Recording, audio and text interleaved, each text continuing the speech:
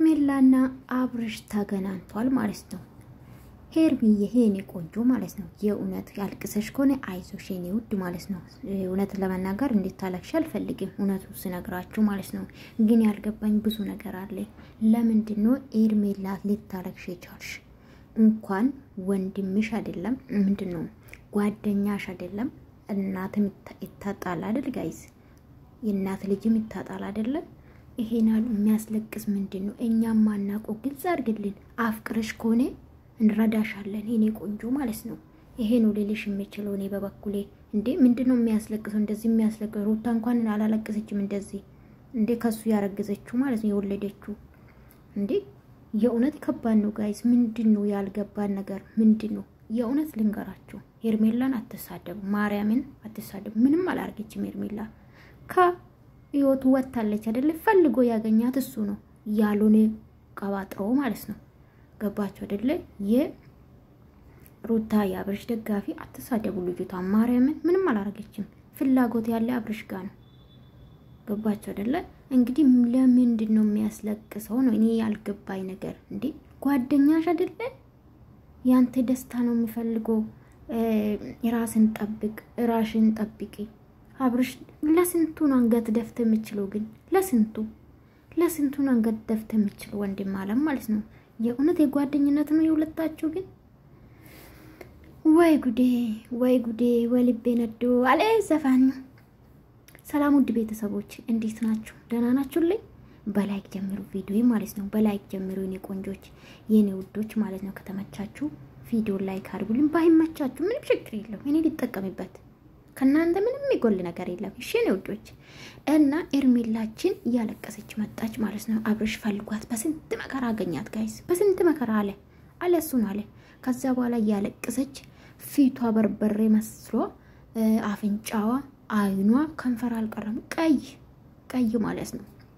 እና ሄርሜላ የእውነት ዲፕሬሽን ውስጥ ገብተሽ ከሆነ አይዞሽ የኔ ቆንጆ ወንድ እኔ ምን ልበል ፍቅረኛሽ ቢሆን ኦኬ ወንድ ቢሄድ ወንድ ይመጣል ልልሻለሁ።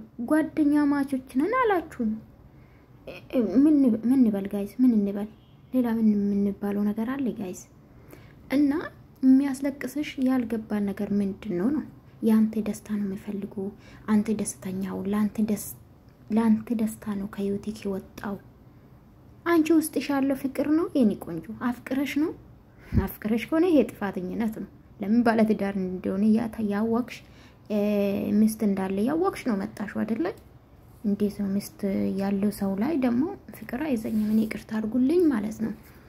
እና እንግዲህ እና ይቅርታ ማስጠየቅ ጋይስ ማለት ነው። ይቅርታም ነቢንና እና ፈረንጁ ይቅርታ ሄርሜላን ጠየቋት ማለት ነው። ጠይቋታል።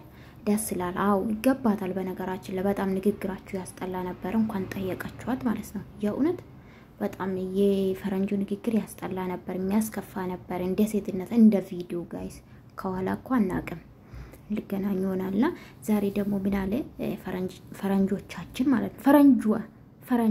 ፈረንጁ ማለት ነው። ባለፈው እንግዲህ ብዙ ሰው ጀግና የሩታ መከታ የሩታ ወንድም አንተና ማርኬ ብቻ ነው ስትሉ ነበር። ዛሬ ደግሞ ምን አለ?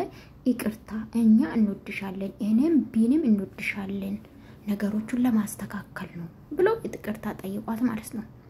ለማንኛውም ያስጠየቀ ማን ነው? አብርሽ ማለት ነው። በጣም ተጨንቄ ነበር ምናምን እያለ ነበርና እኔ ጥያቄ ያብርሽ ስላገኛት ምንም አይመስለኝም። በህይወት ስለማግባት ማልፈልግ ማለት ነው። አሁን አንተ ከሩታ ጋር ማስተካከል ትፈልጋለህ ምናምን፣ እዚህ ግን ከሷ ጋር ስትቃቃፍ ምንድነው ሰላም ስትባባሉ እንደዚህ እንደ ተናፈቀ ፍቅረኛ ማቾች ሆናችሁ ሲታይ ምን ይሰማታል ነው ጥያቄ ነው። እኔ ኮሜንት ላይ አብርሽ ግን ብዬ ነው አቆምኩት። የጠየቃችሁኝም አላችሁ ኮሜንት ላይ ማለት ነው። ሩታ ምን ይሰማታል ነው? ከሩታ ጋር ተሳስቆ ምናምን ሰሞኑ ደስ የሚል ላይ ነው አሉ አይደለ? ይሄ ስታይ ደግሞ ሩታ ምን ይሰማታል? አብርሽ እንደዚህ አንገቱ ሲደፋ ምን ይሰማታል? እስቲ ነገሩን ጋይስ ማርያምን ይገርመኛል እኮ አንዳንዴ። ምን ይሰማታል? ምንም አይሰማትም እንዴ? ለምን አዘነ እሱ? እሷ ደግሞ ለምን አለቀሰች? የተደበቀ ነገር አለ ማለት ነው። እኛም አናውቀው።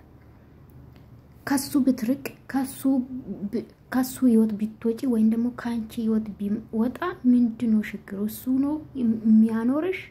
በፊት ስትኖሪ ያልነበርሽ ብቸኝነት ከተሰማሽ በፊት ትኖሪ ያልነበር? ኦኬ ማለት ያወቅነ ሰው ምንወደው ምናከብረው ሰው ስንላይ ኦኬ ሊከፋን ይችላል። በዚህ ደረጃ ግን አላለክስም ጓደኛ እስከሆነ ድረስ። ሲቀጥል እንኳን ጓደኛ ቤስት ፍሬንድ ትላንትና ያወቅሽው አይደለም እናትሽ የወለደችሽ እናትሽ ታጫለሽ። በሞት ሊሆን ይችላል በተለያየ ወንድምሽ ታጫለሽ እህት ታጫለሽ።